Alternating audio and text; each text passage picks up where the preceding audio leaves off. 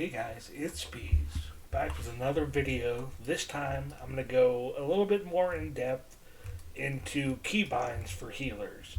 Now, one of the things while playing a healer is not only do you need to keybind all your healing abilities, which you have a lot, then you should also keybind all your utility abilities, your defensives you can cast on other people as a healer, and then you also need room for all your damaging spells.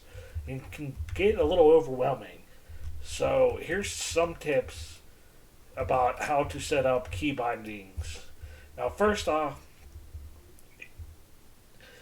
this is kind of building off of my old UI video. The WoW UI has completely changed. So, but when you log in, you'll have the one bar, and it has the numbers 1, 2, 3, 4, 5. But 6, 7, 8, 9. It even has like the equal signs button, but for the most part, you can't really hit any buttons past 5, maybe 6, without moving your hand too much.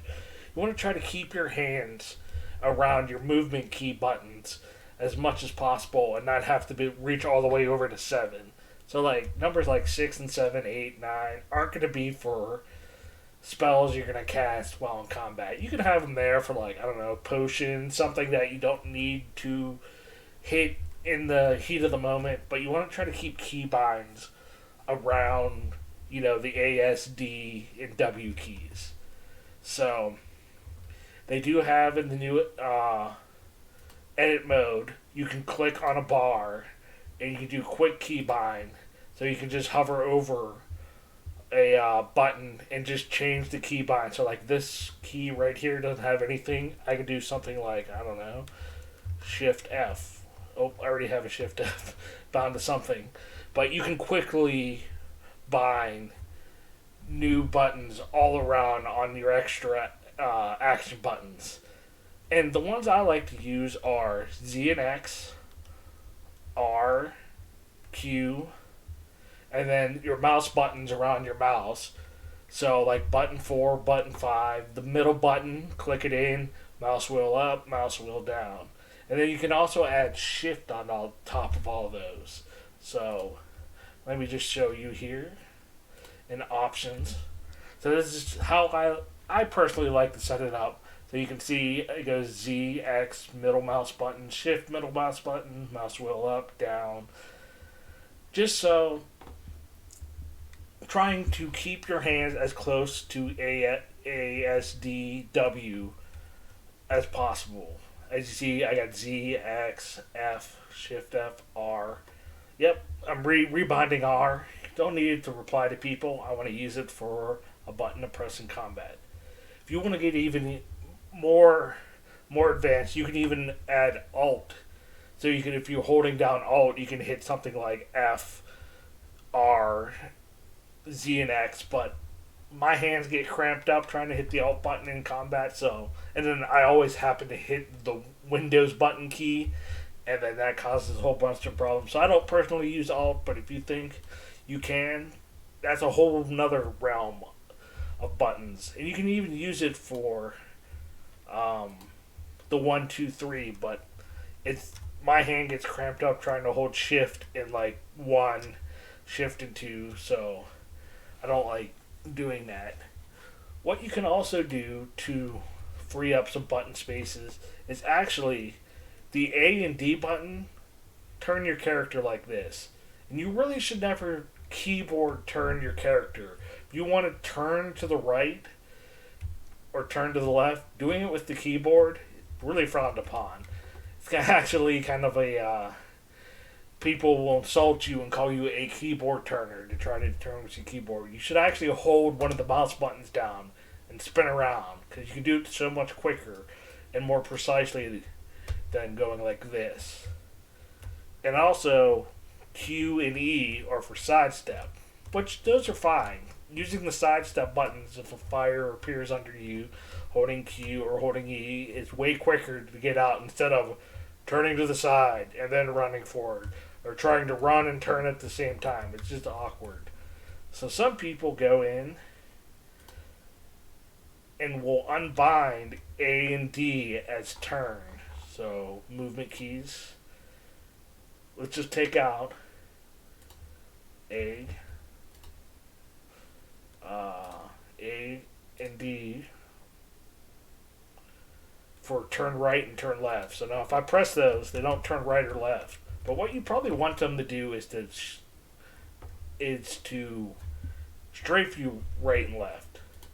So we can make strafe left A and strafe right D. But that doesn't bind Q and E, so that's even more buttons for us to use on our key binding. So we can go into edit mode. Now in this bar we could add quick keybind mode, Q, and then if you want to get froggy, Shift Q, E, Shift E. So now we've even got more buttons to use. So now we can start populating all these buttons with utility spells, power word shield, all this room that you can have. Now we can have Mind Soothe on Shift E, button we aren't going to need in combat, but there's going to be situations where you're going to want Mind Soothe. You can be like, oh, it's Shift E. Not really in combat casting Mind Soothe, but like I'm saying, it's just another way to get more keybinds out. Also remember, in the last video I talked about this click casting, where you can set up, normally if you put healing spells on the mouse button, like mouse button 4, 5, middle mouse button, and then you mouse over someone and click the button, it doesn't work. It's weird. It's just a weird quirk in the coding of WoW, but they added this mouse overcast that you can just assign heal spells to these mouse buttons. You can even do left click and right click the mouse buttons. So I don't have, let me just set up the right click. Normally right click opens up like the menu on someone, but now I could just be like, oh no, I want right click. When I right click on someone's party frame, it casts Prayer of Healing. Or if I use mouse button 4, it casts Prayer Mending. And this only works when you're over the party frame or the raid frame. But what it does allow you to do is, if you're not over it, you can bound different spells to those same buttons. So when I mouse over a party frame, it casts Prayer Mending. But when I'm not, I can cast something like, and what I usually have there, it's a damaging spell like Shadow Word Pain. So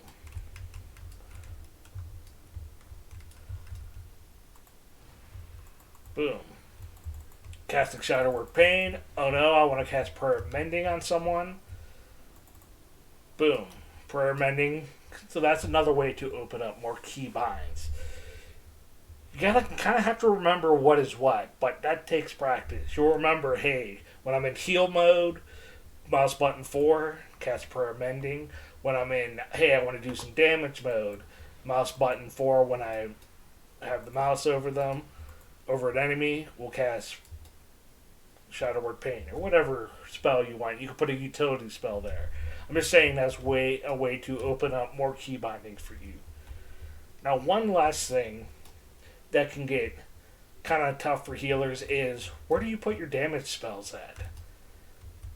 You're going to probably line up your 1, 2, 3, 4, 5 with healing spells. Probably the healing spells you're going to use most often. If you see here, I got like Power Word Life, Flash Heal, Serenity, Regular Heal on 1 through 4. Because those are the heals I'll probably go to more often.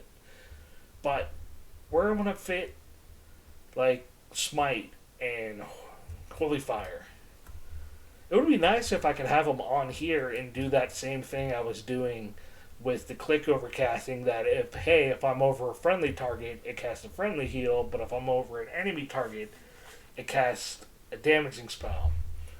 Well, you can do that with a macro called a heal harm macro. So open up the macro menu by typing /M, And you can make a macro that looks like this. Now, I don't know if you're going to be able to see it in the video, but I'm going to paste it below in the description of the video. But it's very simple. It just says /use, then bracket at Mouseover, comma, nodead, comma, help. And that nodead and help is just saying if they're not dead and if they're a helpful target, I'm going to cast this spell on them. And it's going to be flash heal. But if it's none of those, and usually it will default to whatever I'm targeting, it will cast smite on them instead. So let's throw this on my bar. So as you can see, it just looks like smite. And if I press it, it casts smite on my target here. But the second I mouse over a friendly target, if this guy would stand still, let's do it over this mage. Notice it changes the flash shield, and now it will flash shield that person. That also works when I go over the party frame. So this is another way to save space on key bindings, and you can bind both your most used healing spells to 1 through 4 and your most used damage spells to 1 through 4. But just remember the way this works. If you're mousing over a friendly, it will cast the helpful spell first. And if you're don't have your mouse over on a friendly, if it's on an enemy or if it's on nothing, it's going to try to cast smite on your target. So you do have to kind of work with it. If you don't have anything targeted,